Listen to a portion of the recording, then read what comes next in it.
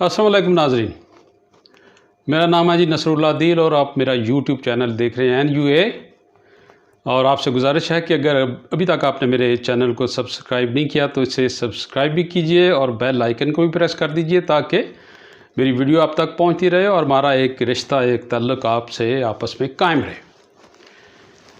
नाज़रीन, गुजारिश ये है कि रमज़ान हर बार आता है और ये एक ऐसा महीना है जो मुसलमानों के लिए कहने को एक बड़ा मुक़द्दस और रहमतों वाला महीना है, लेकिन इस महीने में जहाँ तक ख़रीद व फ़रोख्त और तजारत का ताल्लुक़ है, मुसलमान नहीं रहते।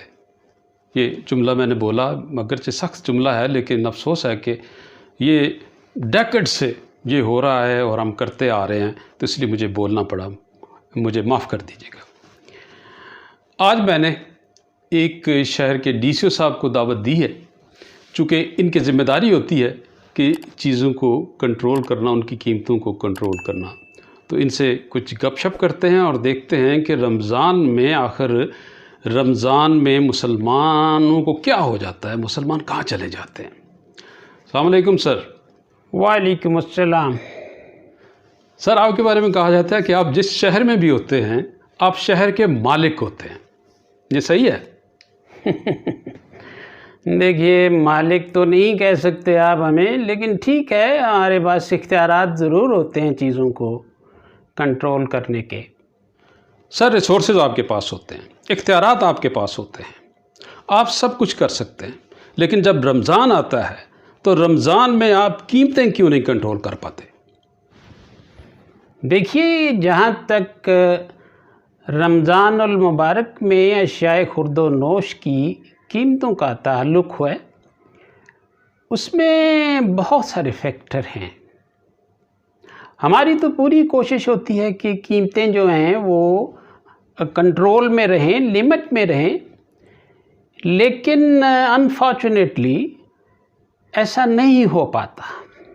सर, माफ़ कीजिएगा, आप नाकाम होते हैं क्योंकि आप सिद्ध के दिल से आप कोशिश नहीं करते, वरना जितने इख्तियारात आपके पास होते हैं, जो मशीनरी आपके पास होती है, आप चाहें तो कोई ताजर एक पैसा भी कीमत जो है किसी कमोडिटी की ज़्यादा वसूल ना कर सके, लेकिन इसके लिए आपके यहाँ पे सच्चाई और दिल और दयानतदारी होनी चाहिए, जो नहीं है। देखिए, ये आप हम पे इल्ज़ाम लगा रहे हैं। We do our every best possible effort to control the prices. खाक कोशिश करते हैं आप। एक शहर कितना बड़ा होता है मुझे बताइए? 5 किलोमीटर, 10 किलोमीटर, 15 किलोमीटर डायमीटर का एक शहर होता है, और हर शहर में एक सब्ज़ी मंडी होती है, फ्रूट मंडी होती है, जहाँ ये चीज़ें जो हैं उठा के मार्केटों तक तरसील की जाती हैं, पहुँचाई जाती हैं।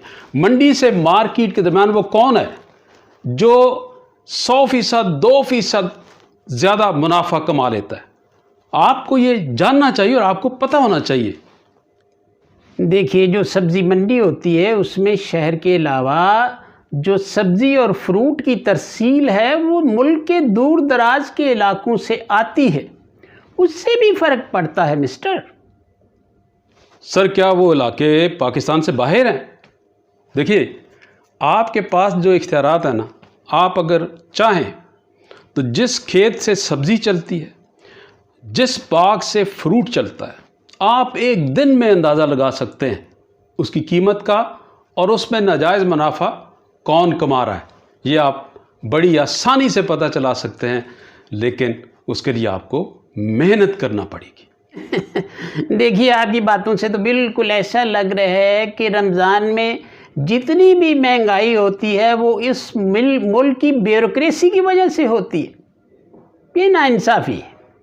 मैं बिल्कुल अपनी इस बात पे कायम हूँ कि अगर आप अपनी ड्यूटी ईमानदारी से करें तो ये चीज़ें साल भर अगर नहीं कर सकते तो एटलीस्ट एक महीने में, रमज़ान के महीने में आप चीज़ों को कंट्रोल कर सकते हैं, कीमतों को कंट्रोल कर सकते हैं। लेकिन इसके लिए आपको थोड़ी मेहनत करनी पड़ेगी, आपको मॉनिटर करना पड़ेगा चीज़ों को, और आप जुर्माने करें, आप खुले जुर्माने करें ऐसे लोग जो कि इख्तियारात का नाजायज़ इस्तेमाल कर रहे हैं और गरीबों का खून चूस रहे हैं। अगर आप अलर्ट हो, आप नर्खनामे जारी करें और उन पर अमल करवाएं, तो देखें कंट्रोल होती हैं चीज़ें कि नहीं होती, लेकिन इसके लिए आपको अपने ठंडे कमरों से, एसी वाले कमरों से बाहर निकलना पड़ेगा।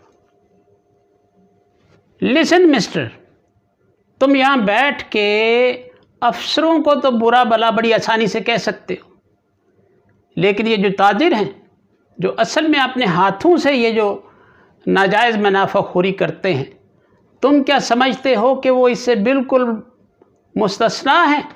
उनका इसमें कोई हाथ नहीं है। जो कुछ वो इस रमज़ानुल मुबारक के महीने में करते हैं। यहाँ मैं आपकी बात से इत्तफाक करता हूँ कि असल कल्प्रेट और मुजरम वही लोग हैं जो अपने हाथों से ये फैज़ गरीब लोगों को दे रहे हैं, उनका खून चूस कर। लेकिन क्या करें, ये मुसलमान हैं, ये नमाज़ें भी पढ़ेंगे, रोज़े भी पढ़ेंगे, तरावी भी पढ़ेंगे, लेकिन साथ ये भी करेंगे। लेकिन आप ये बताइए कि जब अखलाकियात मर जाती है किसी कौम की, ये तो ऐसे ही मैं समझता हूँ, ये जो इस तरह का नाजायज़ मुनाफा कमा रहे हैं, ये बस ऐसे ही एक एक्सरसाइज कर रहे हैं नमाजें और रोज़ा, इनकी ज़रूरत नहीं है इनको। लेकिन मसला ये है कि जब अखलाकियात मर जाती है तो फिर इंतज़ामिया और हुकूमत ज़िंदा होती है, उसने अमल कराना होता है। सर, यू मीन कि इस मुल्क में जो ब्यूरोक्रेसी है या जो इंतज़ामिया के जो ऑफिसर हैं वो कुछ नहीं कर रहे? मियाँ सुनो, अगर हम कुछ ना कर रहे होते तो ये आज 100% ज़्यादा मुनाफा ना कमा रहे होते, बल्कि ये 200% से भी ज़्यादा मुनाफा कमा रहे होते। तो आज अगर कुछ कंट्रोल है तो वो हमारी वजह से है, वरना तो यहाँ कुछ का कुछ बना होता, जंगल का कानून होता। वाह वाह वाह सर, क्या बात की आपने। यानी आपकी ये कोशिश है जिसकी वजह से वो 100% मुनाफा ज़्यादा कमा रहे हैं। यानी आप जो है ये 100% मुनाफा कमाने में उनकी मदद कर रहे हैं। आप दूसरे लफ्ज़ों में ये इस बात का इकरार कर रहे हैं। यानी अगर आप ना हो तो वो 200 या इससे ज़्यादा मुनाफा कमाएं, तो छोड़ दीजिए, फिर आप बैठ जाइए घर में, उन्हें करने दीजिए, कर रहे हैं वो ऑलरेडी, वो सब कुछ कर रहे हैं, मरने दीजिए गरीबों को, क्या जाएगा आपका। देखो मिस्टर, तुम हद क्रॉस कर रहे हो और मेरी इंसल्ट करते जा रहे हो। I don't like it. मैं कतन आपकी इंसल्ट नहीं कर रहा सर, मैं आपसे दरख्वास्त कर रहा हूँ, ये हाथ छोड़ के दरख्वास्त कर रहा हूँ मैं आपसे कि आपके पास मशीनरी है, आपके पास ताकत है, और ये काम आपके ज़िम्मे लगा है, ये आपने करना है। देखिए, बड़ा आसान तरीका है। जितने भी ये फ्रूट हमारी मार्केट में बिकते हैं, सब्जियां जो बिकती हैं, ये हमारे मुल्क में पैदा हो रही है। कोई इंपोर्ट तो नहीं करते हम कि रमज़ान के महीने में इनकी कीमतें 200-300 गुना बढ़ जाएं। अब कैसी बात कर रहे हैं सर। अब देखिए, एक सब्ज़ी जो रमज़ान से पहले 100 रुपये किलो बिक रही होती है, वो रमज़ान में 400 रुपये किलो हो जाती है। आप लीमू और टमाटर ले लीजिए, लीमू जो है 800-600 रुपये किलो। मतलब ये कोई तरीका है?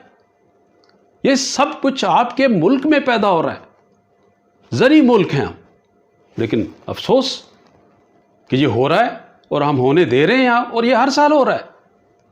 आप एक दफ़ा तो ये तहिया कर ले, नियत कर ले, अपनी गवर्नमेंट को साथ बैठाएं। गवर्नमेंट का भी ये काम है। मैं समझता हूँ कि MNA और MPs किस दिन काम आएंगे? वो अपने अपने इलाकों में घूमें, मार्केटों के सर्वे करें और ख़ुद जाके वहाँ पे इसकी निगरानी करें, और साथ आप जैसे ऑफिसर जो हैं उनकी मदद शामिल हो। तो क्यों कंट्रोल नहीं किया जा सकता?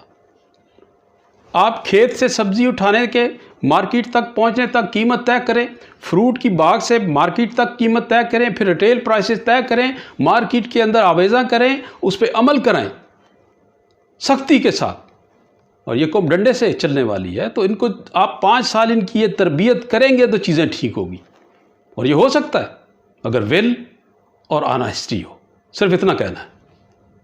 माफ़ कीजिएगा सर, मुझे लगता है कि आपका हिस्सा हर महीने घर में पहुंचता है, इसलिए आप लंबी तान के सो जाते हैं। माजरत चाहता हूँ। Mind your language and be in your limits. आप मुझ पर और मेरे कोलीग्स पर इल्ज़ाम लगाते जा रहे हैं कि हम बददियानती कर रहे हैं, हम दयानतदारी से ड्यूटी नहीं कर रहे हैं, जबकि हम अपनी ड्यूटी पूरी दयानतदारी से और ऑनेस्टी से कर रहे हैं। सर, मैं आपकी बात से इत्तफाक नहीं करता, माजरत चाहता हूँ। अगर आप वाकई ऑनेस्टी से और दयानतदारी से अपने फ़राइज़ अंजाम देना, तो हालात बिल्कुल मुख्तलिफ होते हैं। बहुत शुक्रिया आपका आने का। नाज़रीन, आपने डीसी साहब की बात सुनी, और दुख और अफसोस की बात है शायद इनका भी इतना कसूर नहीं है, हमारे अंदर ही वो विल और वो खौफ और वो चीज़ नहीं है, वो पैदा नहीं हो रही अंदर से जिसको होना चाहिए बीइंग ए मुस्लिम। मैंने कहा ना कि हम रमज़ान में जो ताजिर है वो मुसलमान नहीं रहता, मुझे नहीं समझ आती इसकी क्या वजह। अब देखिए, मैंने देखा बाज़ार में बड़े बारिश लोग नमाज़ पढ़ते हैं, रोज़ा रखते हैं, हर तस्बीह भी होती, लेकिन वो 100 रुपये वाली चीज़ 400 रुपये की बेच रहे होते हैं, और नमाज जब होती है तो दौड़ते जाते हैं मस्जिद की तरफ, वापस आते हैं फिर अपनी बैठ के दुकान में वही करते हैं। 100 वाली चीज़ 500 की बेचते हैं रमज़ान के महीने में, और मज़े से इबादत भी कर रहे हैं, सब कुछ कर रहे हैं।